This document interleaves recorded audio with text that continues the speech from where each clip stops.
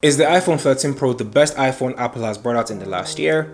Now that is the million-dollar question. It is without a doubt that Apple sets a certain standard when they're bringing out smartphones each year, and in the last year they've sort of met that standard. But this is 4 months old right now, and in this video I'm going to be letting you guys know the things I liked about the phone and the things I didn't like. And at the end I will be letting you guys know if you should upgrade to the iPhone 13 or you should wait until the iPhone 14 or the 14 Pro that comes out later this year.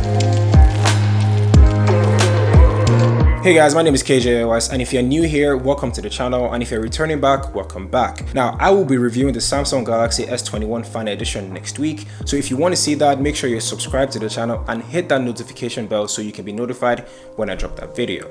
One of the best things about the 13 Pro is the battery life. Now, I charge this at least once a day, and it can take me about a day and a half before I eventually kill it. Now, I don't want to use screen on time as a factor in how I use my phone because sometimes it's not realistic, but on most days I am a heavy user, from social medias to answering calls and to texting and whatnot. But it lasts me 1 day or 2 days, and if I'm really trying to save the battery, I can painfully take it to 2 days, but that's pushing it. It has less battery than the Pixel 6 Pro, and it's still a better battery life than the Pixel 6 Pro. This right here has a 5,000 mAh of battery, and it dies in lesser time than the iPhone 13 Pro. So if you're looking for a phone that is compact and still gives you better battery life than most smartphones that are out there, yeah, this might be the pick for you. The next thing I like about the 13 Pro is the body and the display. For the body itself, it's not the fact that it has Gorilla Glass, it's just the fact that it feels very premium in my hand and doesn't feel like it's going to fall off anytime soon when I'm holding it, so that's why I'm even carrying mine without a case. It has stainless steel around it, so even if it falls, the Gorilla Glass also helps it fall and doesn't exactly break. To be fair, this has fallen from my hand a couple of times and it hasn't broken, but maybe I'm just being lucky. Now for the display, it's a 6.1-inch display and has the ProMotion 120Hz refresh rate, and it is gorgeous. Now, I'm never been a fan of refresh rates in the past. I always thought it was gimmicky, but since I've been using the Pixel 6 Pro right here and coupling it with the iPhone 13 Pro, it's been pretty good. You can tell the difference when you are not using a 120Hz phone. Again, it's something I love. I didn't like it before, and I feel that once you start getting used to it, it'll be hard for you to go back. Now, another great thing about the ProMotion display is the fact that it adapts to whatever you're doing. So if you're just scrolling on Twitter or just looking through Instagram, it reduces the refresh rate to give you better battery life. And that is pretty good. More battery life, more time for me to still be on my phone, which is not necessarily a good thing. Now, one of the good things Apple have done in the past is give their devices good displays. Now, from the iPhone to the MacBook Pro to the iMac and even to the iPad, it's not really jarring if you go from one ecosystem device to another. The iPhone 13 Pro is the most powerful iPhone yet, and Apple meant it when they said it. This thing right here has not blipped, glitched, hooked, or even stuttered once since I started using it 4 months ago. Now, what is in here is the A15 Bionic chip, and that will be upgraded in the iPhone 14 Pro with the A16. And the best things about these chips is that it keeps giving you updates for years to come, and I really appreciate that. Now, in terms of my daily usage, this thing here, like I said, does not stutter once. From switching apps to playing games to watching YouTube videos to texting to emailing to even signing signatures on the phone itself, it's pretty good and has held up pretty well. And if you're looking for a phone that will not fail you in that regard, then yeah, the iPhone 13 Pro is the phone to go for. Okay, this isn't an iPhone review until we talk about the cameras, and the cameras here are crazy good. Now, I think they're even on par with the Pixel 6 and the Pixel 6 Pro, or just even slightly below it when it comes to taking pictures. Now, my favorite thing about the iPhone 13 Pro camera is the wide angle lens, because it is the most versatile lens out of the remaining two. Now, it's not like I do not like the portrait or the ultra wide lens, I just can't be bothered to use them. As much as I want to take more pictures, those two lenses don't really do it for me because I'm just a snap and shoot kind of guy. I'm not really a photographer, but the wide angle lens is the best lens. So when this was released, using the macro camera was a pain in the ass.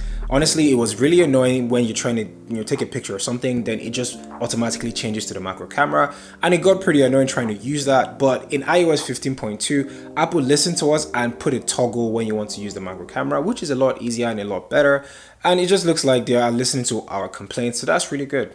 Now let's get on to the things I didn't like about the 13 Pro, and the first thing I don't like about the 13 Pro is the fact that this thing is kind of heavy. Now I know I said it's pretty sturdy and feels good in my hand. Well, it does, but the trade-off is that it's heavy when you're carrying it. I drop my phone down to give my hand breaks because I do have hand fatigue after a while, and if you have small hands, holding this phone would get annoying after a while.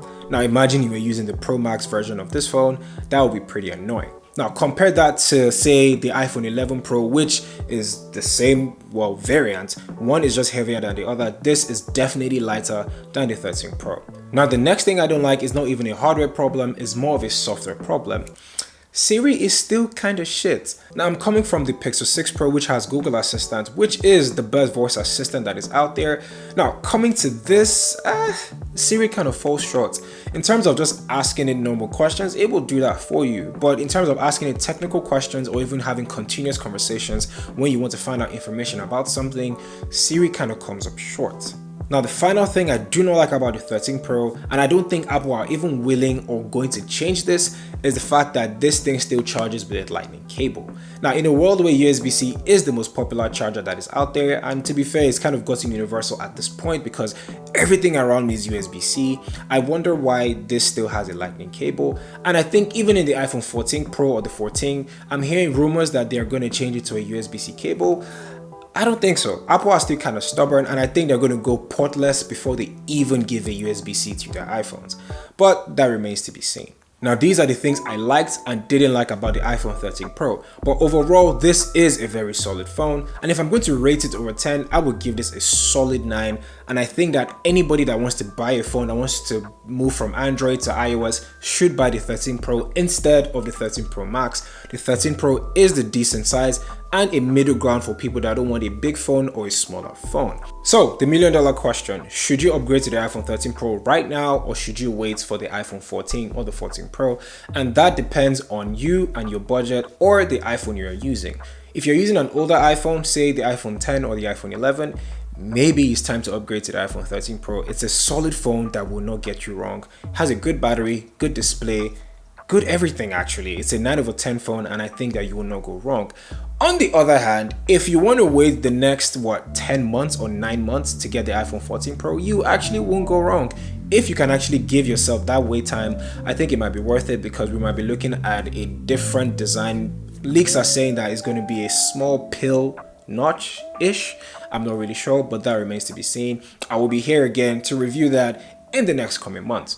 Anyway, thank you guys for watching, and I hope you like what you saw. If you did, subscribe to the channel. As I said in the beginning, I will be reviewing the Samsung Galaxy S21 Fan Edition next week, so make sure you hit that bell so you can be notified when I drop that video. My name is KJOS, and I will catch you guys in the next one where I talk all things tech. And it does not feel like it's going to slip out anytime and break, and even if it does, it held background chase.